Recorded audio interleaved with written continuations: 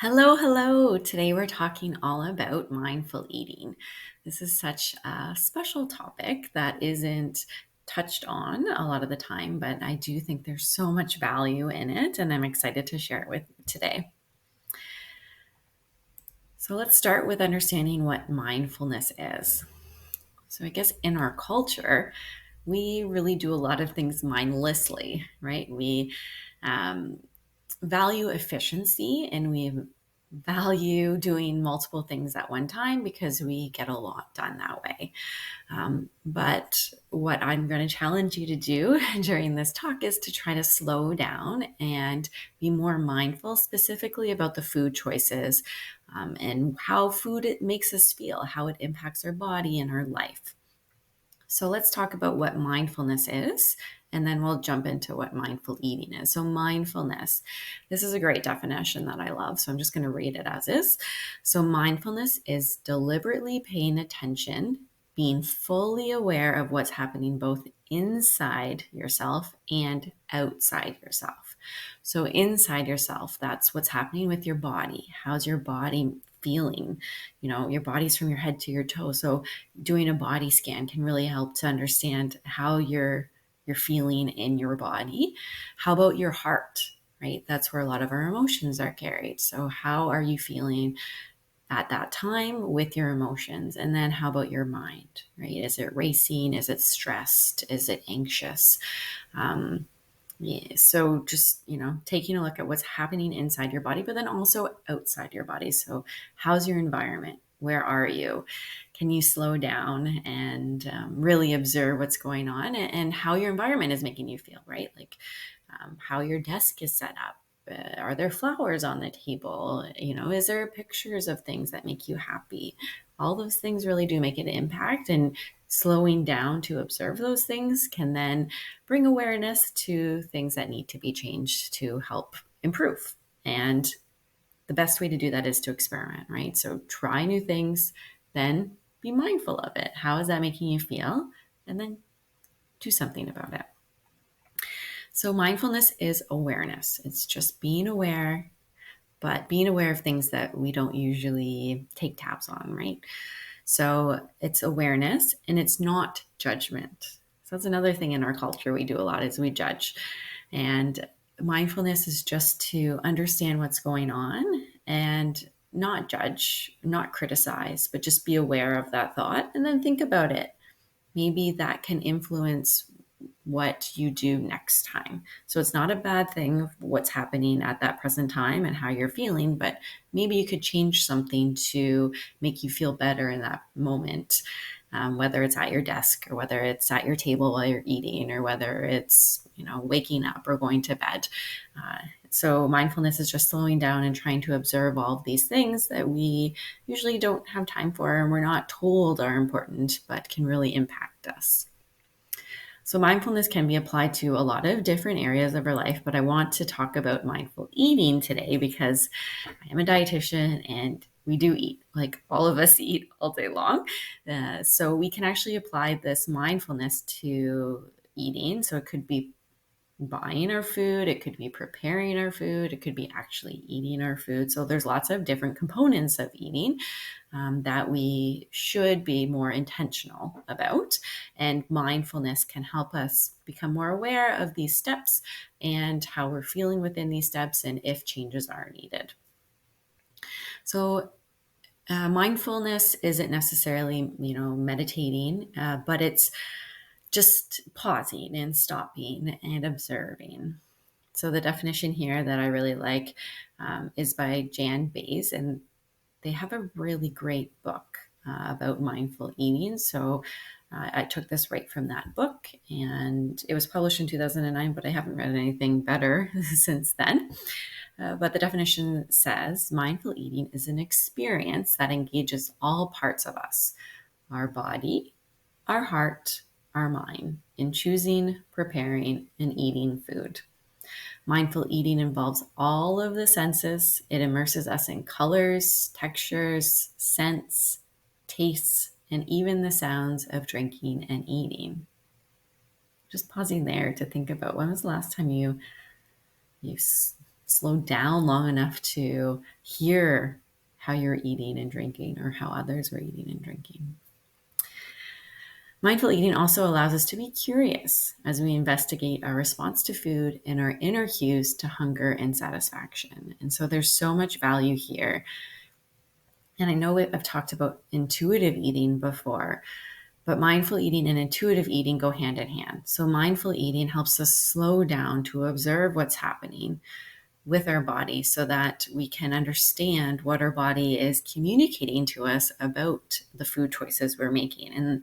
And then we can respond accordingly. So mindfulness is slowing down. Intuitive eating is to understand our body's communication about food. And then it's up to us to change our practices based on the things that we're observing and finding out. So it's kind of like you're a scientist and you can do an experiment, right? So you're you're collecting data when you're doing this mindful eating piece, and then you can put into practice something, trial something new that you think may benefit you in your eating practice.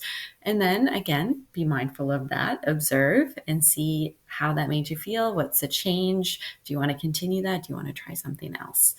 So it can be fun. It does take time, and it's a different practice than we're used to. But I do encourage you and challenge you to try it. So why should we eat mindfully? Well, today, this fast-paced society has encouraged us to eat mindlessly, right? We're busy. We want to accomplish things. We need to accomplish things, right? We need to make a certain amount of money to make sure that we're paying all of our bills. And that's kind of top of mind. Whereas eating isn't the main event, right? Our main event is work, or it's going somewhere to socialize, or driving kids to events, whatever it may be. But eating is never the main event. We usually have to eat to fuel our body or provide us energy to get to the main event, right? And then when you think of other cultures, like in the Mediterranean, which is where that Mediterranean eating pattern comes from, eating is the main event, right? They're making meals together, they're choosing the food, they're maybe even growing their own food. And then when they eat, it's more than that quick 10-minute rush of eating, but it's an event. Even if it's just like a dinner, a regular dinner, it does not have to be a family gathering, but they sit down, distractions are off, and they really enjoy their food. So different priorities, of course, and different society, but I do think that is an important part of that Mediterranean way of eating, is this mindful eating piece, and eating with others and enjoying food in a different way that sometimes is overlooked when we talk about that Mediterranean diet. So it's not only about what we eat that can help us in this Mediterranean diet, but it's how we're eating. What else is, or why else should we eat mindfully? Well, it helps us to shift our attention.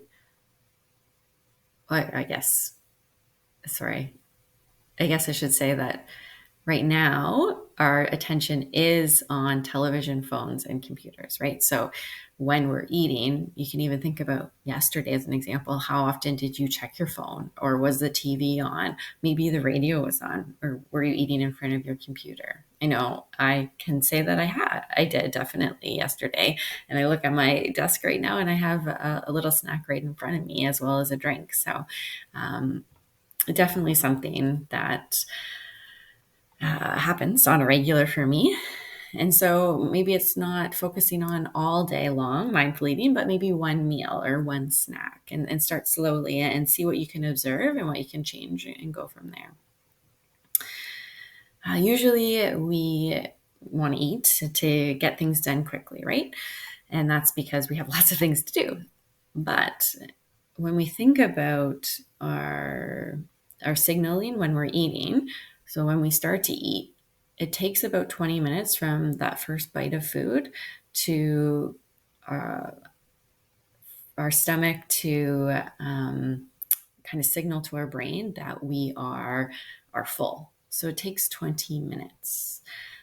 So when we eat really quickly, you could even time yourself next time you eat a lot of the time it's done within 5, maybe 10 minutes, but never 20 minutes. So we're missing that piece, that communication piece from our body to tell us how that food made us feel, if we need more, or if we're eating too much. So that's something else that we should do is slowing down. Eating more mindfully can help us to determine our body's communication with us, which can help us eat the right amount of food. And then, eating mindlessly is also automatic, right?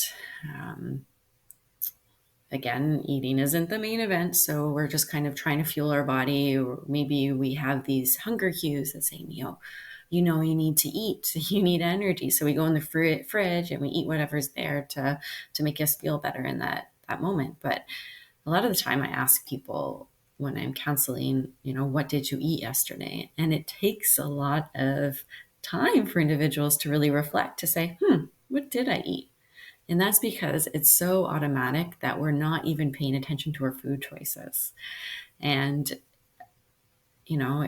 it's just something that isn't intentional for us, these food choices that we're making. It's more reactive or automatic, and we're not really stopping to think about it. We're obviously thinking about other things, and of course there's lots of other things to think about, but this is why I'm challenging you to think about food as well as all these other things. So what are the benefits of mindful eating? Well, it does help us identify if we're eating for hunger or habit. So slowing down and understanding, is my stomach growling? Well, that's probably an indication that I'm actually hungry, that I need energy. Maybe you eat right after your dinner meal. Well, you probably aren't hungry at that time, but maybe it's more of a habit. Maybe it's a tradition that you eat in front of the television. You have a snack or something in your hand, and your body is just, communicating that, oh, it's time to have TV. Oh, and TV is associated with a snack. So slowing down when you're eating and thinking about your food choices can really then help you identify if you're eating for hunger or out of habit. It can also help you identify how much food you need to keep you full or to provide you energy.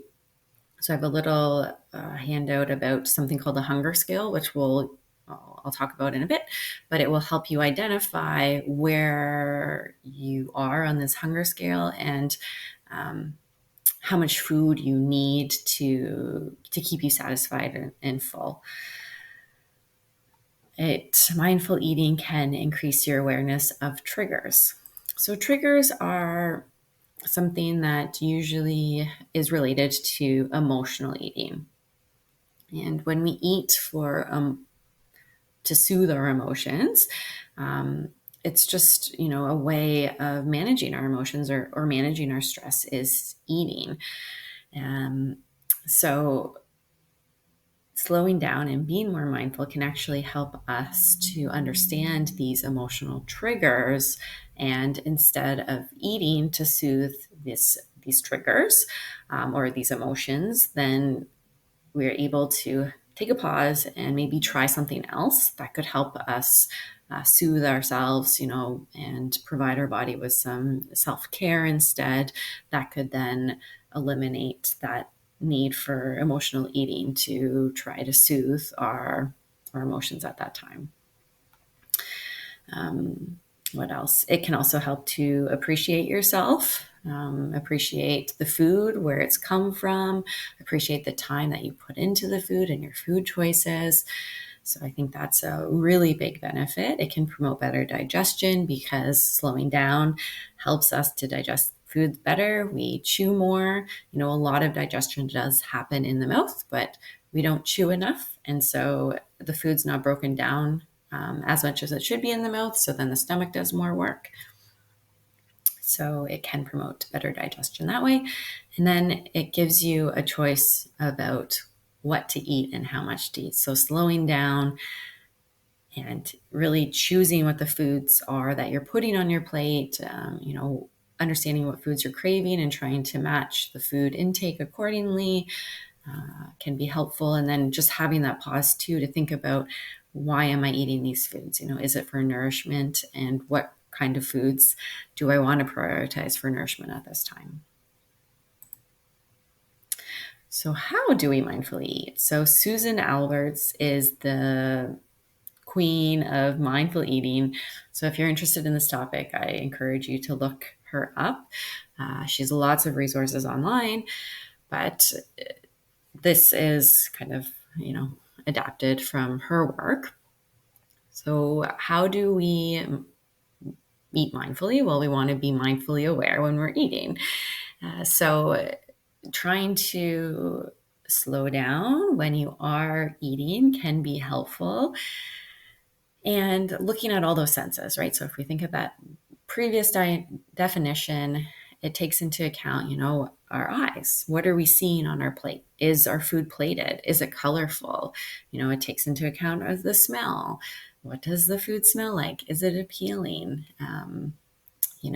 Our hearing. So how does it sound when we're eating or drinking? Of course, our taste is another one. So slowing down and maybe touching on all these senses can help you slow down and become more mindfully aware of the whole process of eating. You want to observe your body. So again, this hunger scale, which I'll talk about soon, can help you. It's like a tool to help you tune into what your body's talking about and what it's communicating to you about how your body is feeling with the foods that you're eating. Something that, our body has always been programmed to talk to us about our food, but we're so busy that we don't pay attention to what our body's talking about or how it's communicating, right? It doesn't communicate in English, so it's communicated in hunger signals or feelings of, bloating or fullness. And so trying to just slow down to understand these signals and how they are and understand where you want to be too on that scale. So we'll touch on that in a second. Be mindful. We want to shift out of autopilot. So instead of doing we're hungry, let's open the fridge or the cupboard and eat whatever's there, slow down and shift out of autopilot and really think about why you are eating. And, is it lunchtime? Is it for fuel? Is it for nourishment? Do you want to lower your cholesterol? Maybe find some soluble fiber, that type of thing. And we need to shift out of autopilot in order to do that. Be mindful of the environment. So just like when we're talking about mindfulness at the beginning of this talk, if you have your desk and you have nice flowers on your table and that brings you a lot of joy, think about that for your table at home, your kitchen table. Is it full of papers or, for me, kids' toys or a junk of some sort? How does that make you feel? Or would you rather have like a clean table with a nice tablecloth with flowers or candle or whatever else brings you joy? So thinking about your environment too can be helpful. Of course, being in the moment is important for mindful eating. And then this is extremely important, is to practice non-judgment. And I think especially as women, we're very quick to judge ourselves and our actions. But mindful eating is just, the point of it is to slow down, to be more aware and to observe what's happening and then make a change. So it doesn't matter if it's a good thing or a bad thing. It just is. And I think that's a huge piece to mindful eating that can be very challenging for people because we are so quick to judge. So trying to practice non-judgment, acceptance, and just letting go, right? So anything that comes up, just think, yes, that is a fact, right? And you can let it go. So you can observe that having lots of papers on your desk is very cluttering and claustrophobic and not really enjoyment. But instead of judging yourself and saying, I should have cleaned the table or I should have done this or all these shoulds, just say, okay, great thought, let it go. And then maybe after you're eating, you can make a plan about how you can keep that table clean so that you have a better eating environment. You're stacking your paper somewhere else. No judgment is had. It's just a matter of doing that experiment, trying a different thing and then reflecting on how that makes you feel next time you're eating. So again, Susan Alberts did this nice visual. I love it. Really great way to bring back all of those components of mindful eating. So it's a great thing that you could print off. I think this is her website here, eatingmindfully.com. So great resource if you're interested in learning more about this topic. But basically, she has the 4 different components that you can practice while you're mindfully eating to help you, be better at this practice, right? Mindful eating is a practice, so you have to practice it. And it will take a long time for you to really grasp this idea of mindfulness and mindful eating, because it takes a while. It's so different than what we've been doing for years of our life. So think about how many years it took you to eat the way that you're eating. You probably have to have that many years to become more mindful as well. So again, no judgment. Don't be hard on yourself if you don't feel that you're being mindful when you're eating all the time, but just know it's something that you need to practice and try to fit it into your schedule. So I think we talked about a lot of these things, but awareness when we're eating, savoring when we're eating, like savoring all of the different tastes that come up, and trying to understand, is it salty, is it sweet, sour, all of those things. And in order to do that, you have to slow down and really think about the food and the different textures and everything that comes along with mindful eating. Observation, which we've talked about, even your emotions while you're sitting down to eat. Are you stressed? Are you really anxious? Do you have a lot of things to do before you're eating? How does that make you eat? Does it make you eat faster or slower, or not enjoy your food as much, right? Just observing, being in the moment. So trying to be present, reminding you to shut off the TVs and your phones, etc. And then non-judgments is pretty big part of this pie, how to be mindful. And non-judgment is just another way to remember that important piece. So let's practice mindful eating, right? So let's try these things. Eat slowly. So really think about chewing your foods like multiple times before you're swallowing. Eat distraction-free, eating at a table, maybe not standing up, or eating on your counter, or eating while you're making dinner. I know I do all of those things as well. And eating at a table can really help me ground myself. My feet are on the floor. I can really slow down and pay attention to what I'm eating. Considering where your food has come from, the choices you've made to get the food on your table, even like, taking this course, planning your grocery list accordingly, going to the grocery store, maybe the farmer's market, choosing the foods, bringing it home, making the meals. It's really a whole process to actually getting food on your table and eating it. But how often do you think about all that work that goes into it? Even like the farmers who have made your meal or made your food, the work that they have to do. Pausing before eating is a really great way to jump into this mindful eating piece. So pausing before eating, it could be a prayer that you sit down and you just slow down and you stop to then have this event of eating. I know some people who light a candle before they eat, right? Increases or helps their environment. I guess it enhances their environment in a way that they like.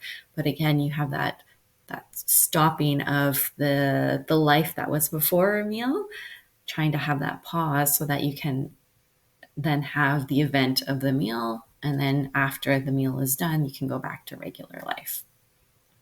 And then noticing how your body feels, listening to those physical hunger cues. And that's where this hunger scale comes in. So the hunger scale is here, and it's a scale of 1 to 10, and it's a really great resource to help you identify how food makes you feel before, during, and after you eat. And again, something we're probably not thinking about a lot of the time. So before you sit down, thinking about, on a scale of 1 to 10, using some of these indicators here where you would fall, marking yourself, am I ravenous? Do I just want to eat whatever's in the fridge? Well, maybe I'm a 1. And then 10 minutes into the meal, you can think about, am I still a 1? Or maybe I'm just a little bit hungry and I only need a little bit of food. And then at the end of the meal, you can take another look at this sheet and say, yeah, I'm still maybe I'm not that a little bit hungry anymore. I'm pretty satisfied, so I'm more of a 7. And that's ideally where we want to be, a 6 or a 7 after we eat. We don't want to feel that very fullness, jam-packed feeling that you ate more than you should have, because that's not a great feeling to have either.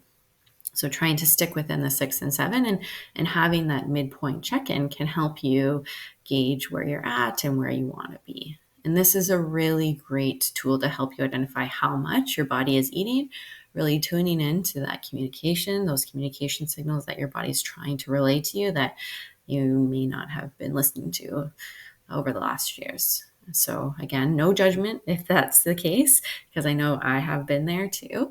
But it's just a matter of saying, okay, I'm aware of this and I'm going to do something about it going forward. So I'd say the homework then going forward is not just to do the hunger scale before, in the middle, and after you eat, but also to try this mindful bite exercise. So it's a really fun little exercise with some reflection questions to just help you gain some skills to learn how to, eat a little bit more mindfully. Know that changing the way we eat can be super overwhelming, right? I'm throwing a lot of information at you about what you should be eating, and now it's about how you should be eating. But just knowing that, slowing down, trying to understand some of these internal motivations for what you're eating, trying to tune into your body to think about what it's communicating with you, focusing on one of these things and building on it can really help you and be really rewarding to get you to those long-term goals that you're working towards. And this way of eating can be very sustainable as well. So it helps to keep these positive lifestyle changes that you're working towards. It can help them stick with you for life when you come back to this mindful eating practice, understanding why you're eating, how much you're eating, how much your body wants to eat, how it makes you feel. Can be that really important piece to sustainability that a lot of the time diets, those fad diets don't usually look at, right? Those fad diets are more about how much you should eat based on a specific metric, and what types of food you should be eating, but it's never really kind of tuning into the individual and their individual factors.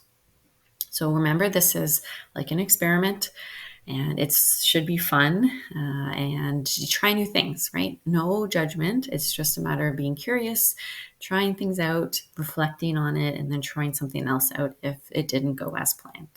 So have fun and happy mindful eating.